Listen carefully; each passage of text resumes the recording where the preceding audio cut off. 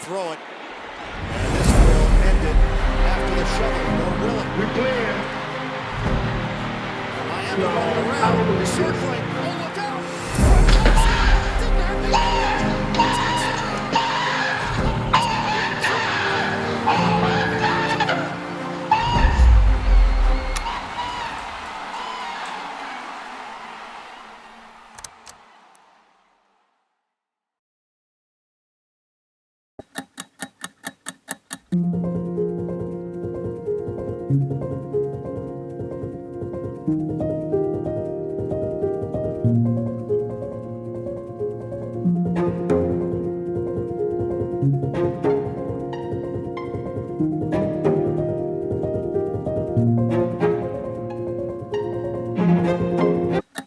Hi, ladies and gentlemen. My name is DeAndre French again, and this is our fourth episode of 1 Hour Media Industry Insiders. And I am joined by a special, I know I say that every week, but this guy is a very special guest, Tony Dowe, or better known as TD Phins Talk from the hit YouTube channel, TD Phins Talk.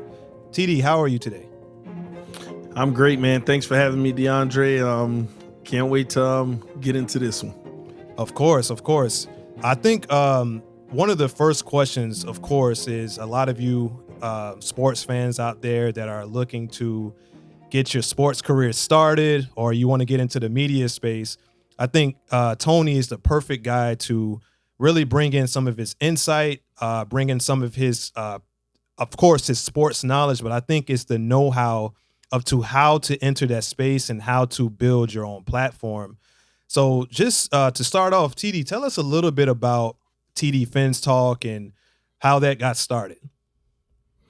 Well, TD Phins Talk, I'm a Dolphin fan. Obviously, as you can see behind me, I'm an avid Dolphin fan and, a part of an organization that's been losing for quite some time. Being a fan, spending a lot of my time, my downtime, enjoying all things Miami Dolphins. At one point, I couldn't find enough content. I used to go out to college, take some additional business courses so that I can get promoted in corporate America in upper management. And while I was waiting on classes, in between classes, I would always look for Dolphin content, to pass time. And eventually I started realizing there's not enough out there, and I also started to realize that every time, the writers and things of that nature used to tell us everything's going to be great, but it never was. So, it just took some courage. And at some point I decided to start my own thing, just talking about the Dolphins. Didn't think it would turn into what it's turned into today, which is a huge blessing. Creating my own content and just, growing it up to the level that it is now between all platforms, over 40 to 50,000 people following. So, but yeah, it's just a real fan talking about his team and growing the platform and starting to gain influence in media. Yeah, and by the way, I am a huge fan of the channel, and I think that from a viewer's perspective, and not to just obviously blow smoke, but I think what is the major draw for TD when you do check out his channel is this human aspect that he has. A lot of times, from what I see, you can see his family in the background. And how has that impacted your business decisions, just family in general? Like, do you use that as a fuel source to kind of fuel some of your content, or is it how do you usually go in about making some of your videos from day to day? Well, actually, I don't use it as a fuel source. It's kind of just organic. I am me. Yeah. One thing I learned several years ago, find what you're great at and do it. And nobody's better at being me than me. Okay. So at the end of the day, I learned that. And I just, carry my authenticity and the way my life operates. I don't get on camera to like stage things or be fake or try, any extra thing. I am who I am, raw, unfiltered. Of course I may filter, my verbiage or things like that so that, I'm providing a product that's friendly for many that are watching. But, for the most part, I'm authentic. I'm giving you my life. I'm giving you my family. I'm giving you my personality. I'm giving you my jokes. I'm giving you my fun. I'm giving you my bright humor, my dark humor, my cloudy, whatever it may be, just giving you me. And I think that that's gone into a lot of the success that I've had building the channel and encouraging me, giving me the confidence to do things bigger and better than even just the channel itself. Yeah, and in your channel right now, I think it's the last time I looked, it was at what, 20, 29, almost 30,000 subscribers. I mean, 30. 29,311 subscribers. Yeah, like think about it from this standpoint. I remember I was listening to a video and he talked about small channels like mine, for instance. And did you know you going to, let's say you go and you set up a some type of event and you got all of your subscribers there, you literally can almost fill out an arena. You ever think about that to yourself? I did think about it about a year ago. It hit me because I never looked at myself as having like this great influence or this like quote unquote celebrity type deal. And I did notice my life start changing. I would actually even say 3-4 years ago. I would go to, we would visit Orlando and we go to like the outlets to try to find some nice shoes on sale and things like that. And you be in the store and someone, TD? And I'm like, hey, how you doing? And they're like, oh man, can I get a picture? And then you go to Sam's, same thing. You go to Walmart, same thing. And you start to become recognized a lot more. And then, you go to training camp in the arena of what you do, and people all over the place are coming up to you and, wanting to get a picture or whatever it may be. So you start to realize you have a lot of people that really do follow you, a lot of people that really do rock with you, and that would, attend an event or something like that you host, because I've had one now and it was a good turnout. So just the thought of, if on a Sunday I can have 1,000, 2,000, 3,000 people live on the stream, but overall the people that follow you or the people that watch the replay of the live game reactions total 30, 40,000. Yeah, that's an arena. It's an arena. Yeah. You're putting those numbers up and you don't think about it. In my mind, it's only going to get bigger. So it does put things in a perspective of the influence that, I potentially hold. Yeah. Yeah. And I think your role is, and I know you probably don't like this term, but you're an influencer. That's what you are. You're a sportscaster, you're a father, you're an influencer, but you're also human. And that's why I think I brought you on today is let's think about some of your, you got your success. You got 30,000 subscribers in the bank, just about. You got people watching on Twitter. What are some obstacles that you've faced in your career? Because remember, at one point, TD had 5 subscribers, 10 subscribers, 15 subscribers. Do you remember that struggle time where you're like, I don't know if this is worth it? Did you have those moments? No. I never had those moments because, at first I didn't do it for the fanfare. I did it because it was something that I enjoyed. Second off, I don't have those struggles because, my faith, I'll just put it like that, my faith. I utilize my faith throughout my life and my mentality and my thought process. What's for me is for me. The path that I'm going down isn't the one that I put myself on. It's where I ended up through obedience within my faith. So I don't think about it that way, honestly. I'm always motivated and I'm always encouraged to just keep pushing forward and, making the most out of everything that I do and growing it bigger. It's not about where I am today. It's where I want to be 3, 4, 5 years from now. So that's always what's on my mind. And I know what you mean when you ask about, the doubts, with, whenever you first started, the grind and things like that.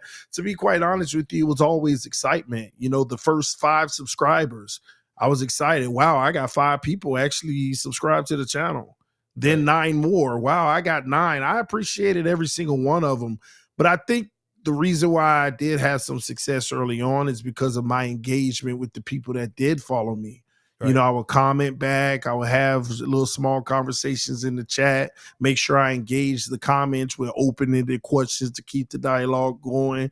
And then you start to not only get people that rock with you, but people that are loyal to rocking with you, you know? So, and it's always grown and it's always gotten bigger and bigger, just keeping those same principles.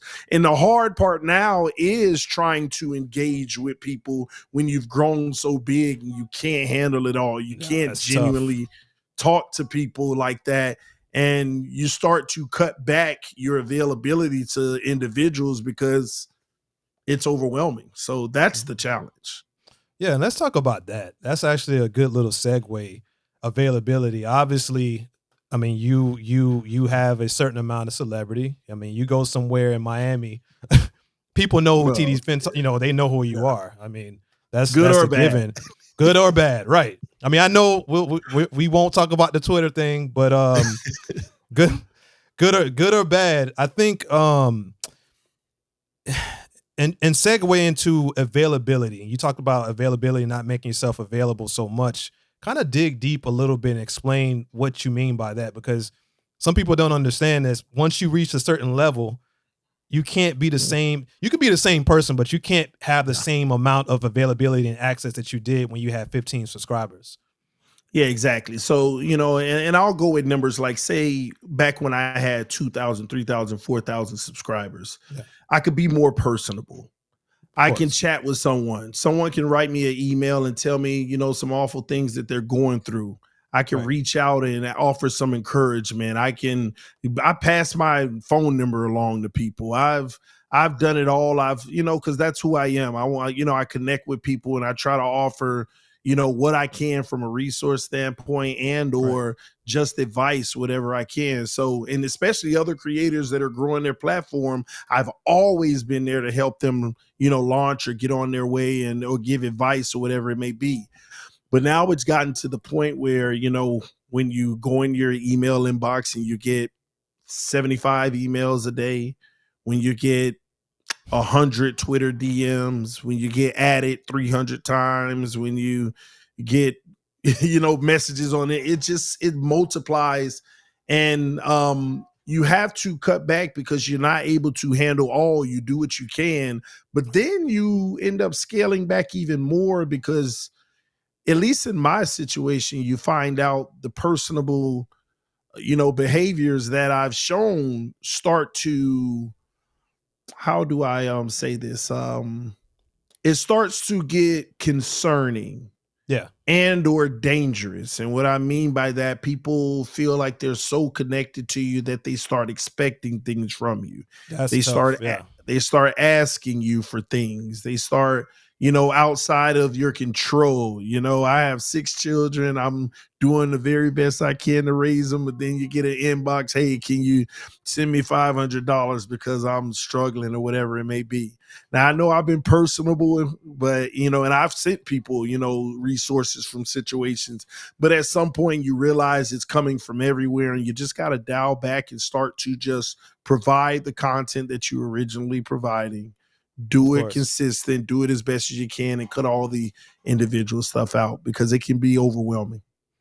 Yeah, I think that's, and I can only imagine. I mean, I got 39 subscribers. So for me, I feel like a celebrity already, but handling, you know, 30,000 people and every human being is different. I mean, that's I can only imagine, but that's second. I like to, as you notice, I like to kind of segue and connect. Let's segue a little bit though into your education background. I know we talked a little bit about, you know, I ended up meeting you through my cousin who went through Bethune-Cookman. Did your education, what did you major in first off? Let me give a little background. Did you major in business? What did you major in when you were in school? So that's interesting. I have a bachelor's of science. I have a bachelor's of science in criminal justice and a minor in psychology. I was in corporate America for 10 years. I climbed the ladder very fast, but in order for me to get to upper management and a director level in corporate America, I was an insurance agent, by the way. Then I became a supervisor, and then in efforts to become a manager, they realized I don't have a business degree. I had already gotten to a level that I shouldn't have and they didn't know, and I didn't know that I needed it. So what they did is they fast tracked me. They actually paid for me and sent me to school again after I got my bachelor's. I had already had my bachelor's, and I had to go to school to take all the core business core courses: accounting 1, accounting 2, marketing, statistics. Well, I had statistics already, but another one. But there was 9 core business courses that I had to complete, business law and everything. So I went through that process. So if I wanted to go back to school, I'll have like a few more courses and I can get a bachelor's in business as well. But I just took the classes that was necessary. So that's my educational background: bachelor's of science in criminal justice, minor in psychology, and some additional courses in business. All the things that you need to run a business, all the courses that are important. Outside of that, some certifications and licensing. Yeah, but it's funny. All of those things you just described, that's you were in the people business pretty much. Mm-hmm. And I was in sales. Sales. You're in sales. You're a people person. Started out in sales, yeah. Yeah, think about you. Of course, you know. Think about Mr. Beast. Mr. Beast has the biggest? I'm guessing the biggest YouTube channel. I heard an interview. He was talking about pretty much YouTube success comes from understanding people. It has nothing to do really with your talent or anything like that. So you think that kind of that psychology background, I mean, I've heard you talk about this a lot, but do you think that kind of helped you out, or you think it's like more of an innate thing where you have a complete understanding of what people want and your passion for obviously the Miami Dolphins is shining through? What do you think that was? Well, I know exactly what you mean when you say that. I know what Mr. Beast means when he says that. I use that skill and ability every day. I feel like I'm a master at that. Of course. But I use it responsibly.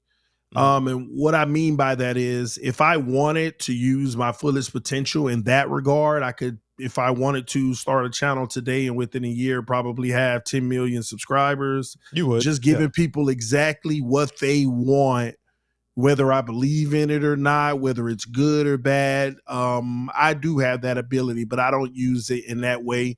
I just feel a comfort in myself being an authentic me, through and through, making sure that everything that I do and represent are things that I would do and I would represent. So I see what you're saying. But yeah, just like Mr. Beast, that does play a role in my channel, though. I do use it in regards to branding and things of that nature so that, the light bill can get paid and the mortgage can get cleared. So those things, that's just a part of it, a skill that you should have to captivate and grab your audience to help support you and build things bigger and better. Yeah. And going back to your channel, and let's talk about, because I remember TD Sports Talk. Let's go back into the anvils. Let's go back to the anvils of history, and let's talk about TD Sports Talk. You got to remember TD. I was around. I wasn't around for the very beginning stages for a while. But I've been around. I've been around for a while. But from a business, what was the original plan from a business point of view to start your own? And we'll obviously get the round table. But what made you think of having your own network? Again, I'm always thinking bigger and better. I don't want to limit myself and just focus in on that one thing I do well. How can I expand that? How can it be better? And I had always wanted to talk sports, become my own Stephen A. Smith, Skip Bayless, Shannon Sharp, what may you, whoever is on the top of the game in the sports talk world. So starting my own channel with TD Phins Talk, I had found a level of success early on. And I'm not going to settle for that just to grow that. My mind is always on 12. Okay. So it's what's bigger, what's next, what's that, what can take this to the next level. So I thought to myself, if I can make a channel with TD Phins Talk, and I'm talking to real fans, being authentic and true to them about what's really going on, and they gravitate to real conversation about the team, why can't I provide this for every fan base? So that's when I tried to launch TD Bengals Talk, TD Chargers Talk, all the TD brand almost. But when I launched it, it wasn't actually to launch it. It was to do a study on how much labor it would take so that when I wanted to launch it and I would hire people and know what the labor looked like so I can put a value on it from a compensation standpoint. Of course. So that's why I created all the channels. It really wasn't for me to be on camera representing every team. Now it did create some backlash for my own brand because people then started to think that I wasn't an authentic Dolphin fan, because of course, what type of real fan is going to say rep other teams and put those type of channels out? I had actually had two people that were working on them with me as well that I was trying to hire to do them, but I realized at that stage of me building content, it was too much. That's what I learned from it. It was way too much. You need the right people and the right team around you. So, I thought to myself, maybe I need to look at this a different way. This is the angle I want to go, and this is the goal I want to go. So instead, I started saying, how can I branch TD Phins talk into something bigger? And that's when I started to open up panels, bringing other Dolphin fans to have a Miami Dolphin roundtable. So there were a group of individuals in the past that I would bring on to do a Dolphin roundtable, which was a hit. And out of the blue, I said, what about bringing in a Patriots guy, the whole division? We did the first show. It was a hit. Then we started saying, let's do more shows, but we would bounce around each other's channel. And it just grew from there. And that sprung, and it clicked in my head, again, leaning on my faith. Everything happens for a reason. That path is always going to be laid out. And I'm doing it on my own will this way, and it's too much and it's not working. But if I stay consistent and faithful to what I believe in, it's going to work out. And then that vision came, and I got the perfect partners that I'm working with, because it takes more than one person. And I was able to meet the perfect partners. And thus, what you have today in Roundtable Sports, which is crazy, it's a full launch tomorrow, actually, is the full launch of the company. The company already launched, but to have the entire NFL covered with 32 creators, tomorrow is the official launch. And it's just exciting, big time. A lot of different investors and things looking at us, trying to see how they can get in on it. And it's just been nothing short of a blessing. Yeah, and congratulations on that, first of all. That's obviously, that's a huge accomplishment. And looking back to TD Sports Talk, I think the biggest lesson is nobody can do it by themselves. Nobody. Yeah. Even with the manpower. I think you had somebody for Bengals. I remember that. But I think, and let's talk about your partners. Let's talk about Dan and Richie. What do these guys, I mean, because you guys have like the perfect synergy with each other. Richie, can do the banter back and forth, but then you also have Dan who can also do the same thing. But all three of you have kind of like that perfect business synergy. How did that meeting, I know you explained a little bit, but how did that meeting of the minds kind of come about? Do you remember that story? Yeah, it's interesting you say that, because you left one out, which was Master at Work, Tyson. Master Tyson. So, yeah. Yes. So it kind of started with him, because me and him, we had became cool because he used to always attack me as a creator. I remember. But I found out that he does that to everyone. And if you withstand the heat, then you end up having a relationship that's pretty cool. Very talented person, by the way.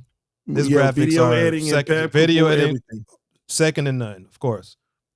So what happened was, it was me and him that I talked to him about the idea.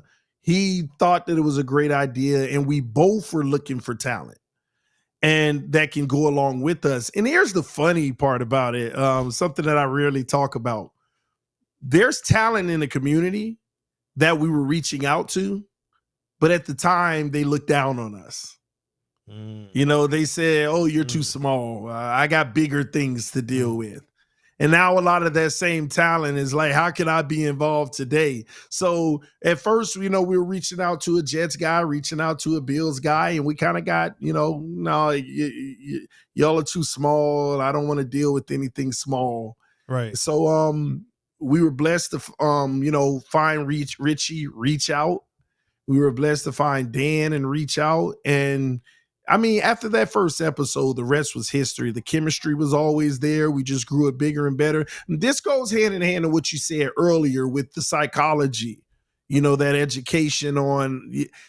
I use it every day. When I'm on a stream and I have different personalities, I know whose personality I can push, whose personality I can simmer off of, and I feel like I kind of do a very good job of balancing that and helping the flow of it, who to you really go at, who not to in a certain way or whatever it may be, to make the show very impactful and entertaining. So those guys, they're like perfect. They're like perfect. They do their part too, but even better businessmen, even better, building, helping, all of us putting our brains together, building the business, complementing each other, able to, slow each other down, speed each other up. It's like just the perfect chemistry. And like I said, it's nothing short of a blessing. Yeah. And think about Bet US, because that's obviously, I believe that was you guys' first sponsor, correct? Yes. Yeah. Yeah. Well, I mean, we've had many sponsors, but I would say it's our longest tenured sponsor and the best relationship we've had in the industry. So yeah. Yeah. Talk a little bit about the show. I mean, the show has obviously is taken off from, and I remember the first episode, you guys stream the huddle. Yeah. You guys. Okay. Yeah. The show. No, honestly, the show is taken off to the point where it almost has like this first take vibe to it. Like I can see it on a major network one day, but you got the relationship with all four of you. How did that, because I know you were sponsored by Bet US, but how did that come up? Did they approach you and say, hey, we want to start a show with all four of you guys? Are you interested? Or how do these sponsorships come about, first of all? Kind of break that down. Well, we've had a relationship with Bet US for some time. But we also have an agency that we work with. It's actually a close friend of ours now. And he started his business at the same time called Hog Media. And what Gotcha. Hog Media is the company that gets, established creators together to form an alliance and basically create brand opportunities for not just one, but for all. And, it makes the work easy for brands, where they don't have to reach out to 100 different people. They can come to Hog Media and say, hey, can we have access to the 100 creators under your network? We were the first 3, if I'm not mistaken. We were the first 3 creators under the vision. And we reached out to all of the people we knew and got them under the umbrella as well. So it's like helping grow another business while that business helps us. So building those relationships with Bet US, knowing that they also had a media department, it was an opportunity for us to get in and have our own show. At first, it wasn't our show, but there was a show on before that, every time, some of us went on the show, it did crazy numbers. So they saw that, so they wanted to give us a chance and have our own show, The Huddle, Monday through Friday, 3 p.m. to 4 p.m. Shameless plug. Come check it out on Bet US TV. It's called The Huddle. So we chop it up all NFL. We didn't want to just make it Dolphin, Jets, and Bills related, even though we talk about our teams a lot. We wanted to chop it up and make it all NFL. So they've given us that opportunity. And when I say they've given us that opportunity, it's not just like this flyby opportunity. We're on a show. We're on a legitimate show, and just like I said, I want to, create my own lane to be Stephen A. Smith and things like that. Now those opportunities are showing itself, just like Bleacher Report. Follow you. I see it too. Every time I do this is my 4th episode. I always go back to this. It's the main question that I get, especially from like a marketing perspective. Money. Mm-hmm. You starting a YouTube channel, right? And let's say you have, 1,000 subscribers. Once you reach over that threshold, you're putting in the time, you're putting in the effort. How exactly does that process work? And do you remember your first YouTube payment? How did that work? Well, first off, YouTube doesn't pay out until you reach $100 threshold. So the first money I made, I didn't get paid out right away because I didn't reach that threshold. I think the first month of me being monetized, I'm a guess here, it was maybe $60. That's a phone bill. Yeah, of course. I just don't remember the exact amount, but yeah, I mean, here's how I look at it. It's a grind. It's a constant grind. But the grind gets bigger and bigger.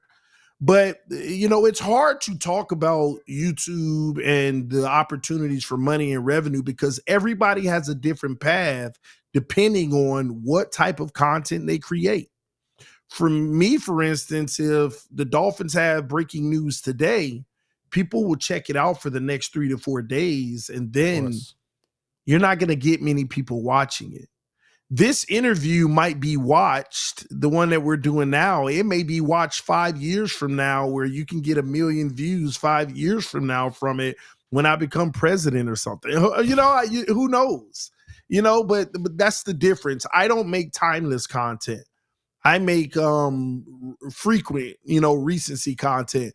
And like your type of platform would be timeless content because it's going to be there. Those individuals you interview may over time do something and people going to check to see who they are. Right. So that's the difference. Those people have more of a residual type situation long term. Okay. Right. But from my side of things, I didn't know that there were this amount of opportunities to make money. And I still leave all type of money on the table, to be honest with you. Of course. And it's not, for me, it's not about money as long as I'm taking care of my family. But the potential is endless because so many different opportunities. You own your content. Of course. YouTube isn't the only place to put it. YouTube, Twitter, Facebook, Instagram, Twitch, Newsbreak, Caster. I mean, there's so many platforms that you can put the same content on. And as you grow, you can eventually receive, compensation from all of those areas. So that's one of the biggest things. But I'll say this about, reaching that first 1,000. A lot of creators don't know what to do or how to get branding deals and things of that nature. Because I've decided that, before the end of the year, I'll probably do some e-learnings and create a course on my channel. And of course, I'm a businessman and I'll probably make it, charge for it, but it'll probably be the cheapest thing ever. You want to become a content creator and know how to scale it. And I'm just shooting numbers out. It'll probably be something like $9.99. You'll see people out there $250, $1,000. But I want it to be for people where they can use it for the low, but also I value my time. So, and what I mean by that is, I want to be able to see compensation from things like that. Everything I do now, has to make sense, literally. So that I can maximize the potential for my family and the things that I could do for them. And that's the mentality I now have as I continue to be philanthropic and give back to my community, making sure that I work with the youth and do all of those things the way that I believe everyone should. But there's plenty of opportunity for the money in content creation. And as long as you're having a level of success and captivating an audience, you should be able to leverage that to really take care of yourself. There's too many people I've helped out that have been able to leave their full-time job and do content creation full-time and do better than they were, working 9 to 5. So that's something that I'm proud of too, to be able to help people see that vision come to fruition. Yeah, and obviously there's nothing wrong with working a 9 to 5. I mean, I just had this discussion with my wife. Everyone can't do this. And it's sometimes that's okay. But I think, and you said it earlier about it's a grind, but there's a part of you that has to love it as well. Yeah. And I got something I'm gonna disagree with you on. You don't make time. I believe you do make timeless content. I think your organic reactions. I mean, I just look. Reactions. Okay. Yeah, I just, and I'll be honest. I look I have very specific videos that I like to go to show other people to get them exposed to your channel. And I think Appreciate that. yeah, we'll talk off air about what those are, because I don't, there's some people that don't care about sports, but I think you talk about like timeless content. I think your content has a transcendent effect on, the sport of football, because it kind of goes beyond just football. I think you're getting an experience. So, that's just my opinion. But let's segue. So you started, obviously you guys have Roundtable Sports. You have the full launch coming up. I remember very vaguely that you launched your own podcast separate from TD Phins Talk, the Yes. Tony Dowe show. What's happening with that? Well, it's on pause right now because YouTube, there is a level of filtration. You'll get a warning. You learn that you can't put certain videos on the channel and it violates this or it violates that. And it's nothing vulgar or anything inappropriate. But there's a level of filtering that goes on in social media in today's arena. I'll say social media arena. I think it's gotten a little better, but it's really an itch of mine because I have a lot of opinions and I have a lot of beliefs that I have strong opinions and strong beliefs, whether it be politics, whether it be how to be a dad, how to be a man, how to be a good person, or whatever it may be. I have a lot of opinions, and I'm gonna be honest. Sometimes I sit back and I see the direction in which the world is going, or our country here in the U.S., or the community. Especially in my community, African American community, I see things, and it bothers me. It bothers me, and one thing I've learned is I have to focus on my family and make sure that everything is right in my own castle before I, embark out. But things in life will still always impact you because your kids and your family are being influenced by society on a daily basis, and what you're to believe, what you're to say, how you're supposed to act. And, some things have happened as of recently that I just can't get on board with. So, sometimes you want to be vocal. Sometimes you want to lash out because behind the sports persona, behind the businessman, I'm a human. And, I have feelings, I have opinions, I have beliefs. And, it's just that outlet because I work and I work and I work. So you want that outlet to be able to express the fullest authentic you. And that's what I wanted to do, but in a way that didn't, pick a side. But YouTube, they came back with a lot of, warnings or strikes. Hey, this video was every little thing that, this video showed a child on the left bottom corner. So we struck the video. This That's video, YouTube. Yeah, you didn't mark it this way. So you talk about certain subjects. So, but from my understanding, I've seen some of the guidelines change when they send out the bulletins every month. Some of those things have been altered. Plus, I learned from those mistakes. It's something that I'm thinking of picking back up and getting right back into. But right now, given the time consumption of Roundtable Sports, I want to focus on that because I feel like it's something special that's going to be innovative for the future in sports media. And I believe so too. And just, out of respect for your time, TD, thank you so much for obviously coming on. I know Roundtable Sports is obviously a huge success. It'll continue to be a huge success. You can follow TD at TD Phins Talk at any time, especially now, you sports fans that don't know about TD. He streams year round. That's one of the best listens I think you'll get in a while. Follow Roundtable Sport. Yeah, I'm on Twitter. All of my handles are TD Phins Talk. That's TDPHINSTALK. You can find me on almost every social media platform under that ticker. But Roundtable Sports, we are launching tomorrow. If you are an NFL fan, all 32 teams will be represented. We're starting our official full launch tomorrow.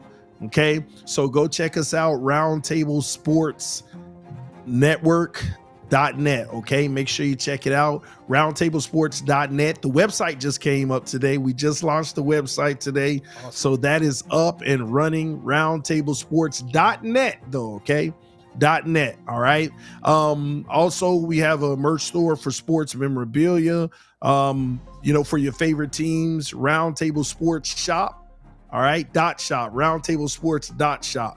All right, so just check all those out. If you enjoy the NFL football, we have your coverage for you. Roundtable Sports, bringing divisions together, all 4 teams on one stream, debating, going back and forth about who has the best team in the division, all that good stuff, just good news and coverage in the NFL world. And hopefully within a year or so, we can launch the NBA, so forth and so on.